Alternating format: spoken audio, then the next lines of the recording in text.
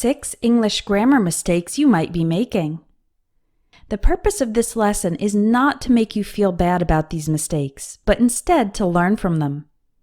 One problem with language learning is that if you make a fairly minor mistake that doesn't affect communication, native speakers often don't correct you because they understood what you meant in general and they don't want to make you feel bad by pointing out an error in your grammar.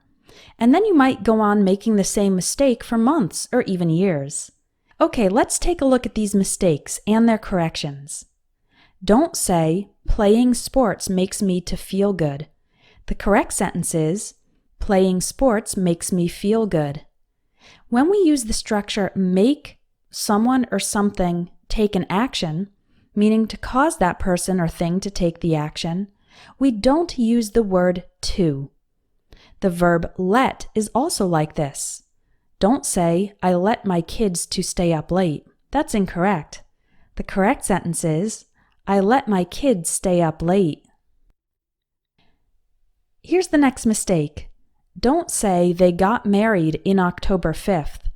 The correct sentence is, "They got married on October 5th." We say in October if we just say the month without specifying the day, but we say on October 5th. Always use on with days. On Monday, on the 1st of June, on my birthday, on October 5th. Error number 3. Don't say, "I bought several stuffs at the store." The correct sentence is, "I bought several things at the store," or "I bought some stuff at the store." Why is this a mistake? Well, the word stuff is considered an uncountable noun in English, so it is always singular, even when it refers to multiple things. The word things is a countable noun, so it can be singular or plural. With countable nouns like things, we can use the words many, a few, and several. With uncountable nouns like stuff, we need to use different words, much, a little, and some. Some can actually be used with both countable and uncountable nouns, so we could also say some books, some tools, etc. Here's the next mistake. Don't say, "I played the piano when I was child." The correct sentence is, "I played the piano when I was a child," or "I played the piano when I was young." We say a child, a teenager, and an adult, because these are all countable nouns, so they need an article, a or an. The word young is an adjective, so in this case we do not need to use a. Let's look at the next one. Don't say, "There's a cabinet below of the sink." The correct sentence is, "There's a cabinet below the sink." You don't need of with most prepositions of place or location, such as behind, near, under, over, between, etc. For example, my house is near a school.